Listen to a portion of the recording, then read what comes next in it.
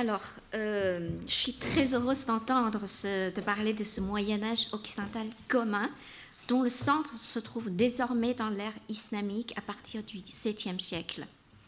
Immédiatement, un cortège de questions me sont venues en tête. Évidemment, elles concernent toute la Chine. La première question, c'est que comment la Chine se porte à côté de cet empire médiéval? Alors, rappelons quelques chiffres. Au milieu du 8e siècle, la superficie de la Chine est d'environ plus de 10 millions de kilomètres. La capitale Chang'an a 2 millions d'habitants, soit 2 fois plus que ceux de Bagdad et de Constantinople, 1000 fois plus que ceux d'Aix-Chapelle. Elle est donc imposante, à la fois par la taille du territoire et par la densité géographique. C'est donc un poids lourd, un des poumons de l'économie du monde avec un marché intérieur immense. C'est également, on oublie assez souvent, une plateforme par laquelle les marchandises de l'océan Indien se sont transitées vers les steppes septentrionales et vers les autres régions de l'Asie orientale, le Japon et la Corée, en particulier entre le Xe et XIVe siècle. Mais au lieu de se demander si la Chine a joué un rôle du balancier, ce qui implique la notion de rapport de force, du poids à subir, ne serait-il pas plus intéressant, enrichissant, de s'interroger en premier sur des faits historiques qui nous emmènent les uns les autres à aller vers les autres, c'est-à-dire la relation de la Chine aux autres. Alors, en tout cas, c'est mon point de départ en tant que partisante de l'archéologie des échanges, spécialiste de la céramique chinoise, qui est considérée par l'historien Robert Vanet la première marchandise globale.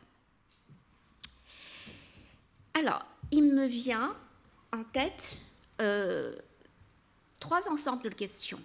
Dans le premier ensemble, il me semble que, d'abord, effectivement, du côté de la Chine, nous avons eu aussi des expériences individuelles, des aventuriers, des explorateurs, des pèlerins depuis le IXe siècle jusqu'au XVe siècle, qui racontaient des histoires, leur voyage jusqu'en Afrique de l'Est. Alors, ces récits sont aujourd'hui en général considérés comme des sources indirectes. C'est-à-dire, nous ne sommes pas toujours d'accord que ces Chinois ont été vraiment allés par exemple, au début du IXe siècle, en Afrique orientale.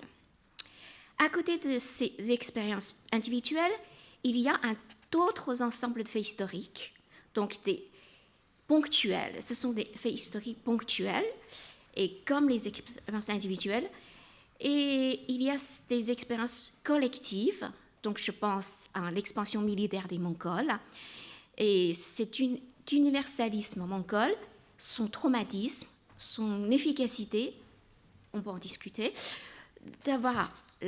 pour la remise en fonctionnement de la route de la soie, permettant d'acheminer des étoffes de soierie et des porcelaines jusqu'en Byzance au XIIIe, XIVe siècle. Je pense évidemment à l'expédition Zhenghe. Du point de vue de la Chine, c'est une mondialisation pacifique. Disons, en tout cas, c'est une sorte d'utopie d'empire maritime qui semble laisser le souvenir dans la mémoire des Indiens de la cour de Kerala, comme dans celle de Sultana d'Ormuz. Alors, je donne un seul exemple au lieu de 2, c'est-à-dire dans les accords signés en 1541, entre le roi Portugal et l'État, entre le roi du Portugal et le royaume d'Ormuz, il est stipulé que le sultan d'Ormuz verserait donc voilà. Excusez-moi. Le roi Portugal était égal en termes d'État au roi de la Chine. Voilà. Et comme vous le savez que Zheng He s'était rendu 2 fois, l'expédition de Zheng He aurait passé 2 fois à Hormuz.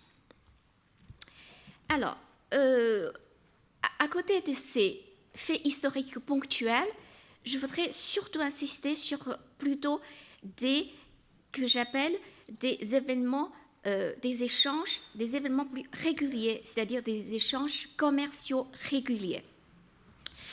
Donc, pour ce qui concerne le commerce extérieur de la Chine, on sait que c'est le système tributaire qui domine. Donc, c'est un système qui est vraiment mis en place au XIe, XIIe siècle. Donc, il a pour l'ultime but d'assurer la souveraineté de la Chine dans les échanges extérieurs. Or, à la lumière de lecture des monographies locales, aujourd'hui, il est admis que ce commerce tributaire est un commerce essentiellement privé, régulé, toléré par l'État. J'en reviendrai tout à l'heure avec un exemple très précis. En plus, les réglementations et leur rigueur varient au gré des contextes régionaux, interrégionaux, voire global. Donc, en fait, il s'agit d'une sorte d'équilibre fragile et constamment réajusté entre l'administration chinoise et le réseau marchand privé. Alors, le grand souci pour aborder l'histoire du commerce extérieur de la Chine, c'est que jusqu'à maintenant, nous avons essentiellement de sources d'administration centrale qui révèlent peu la réalité des échanges.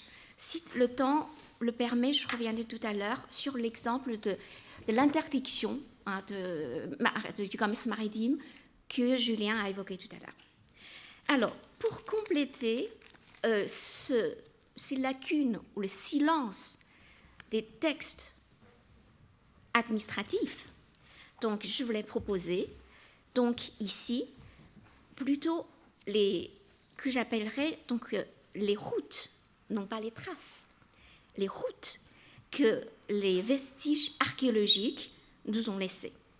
Donc je pense, avec lesquels nous pouvons constituer. Donc je pense aux menées chinoises, islamiques, je pense à la verrerie islamique indo-pacifique, à la céramique chinoise, sud-est asiatique, islamique et africaine. Alors, je dis quelques mots en plus sur la porcelaine céramique chinoise que je connais mieux. Par le caractère pérenne, les grès et les porcelaines chinoises, ou aussi leur imitation sud-est asiatique, subsistent de nos jours en quantité considérable sur de nombreux sites archéologiques. Je vous donne quelques chiffres.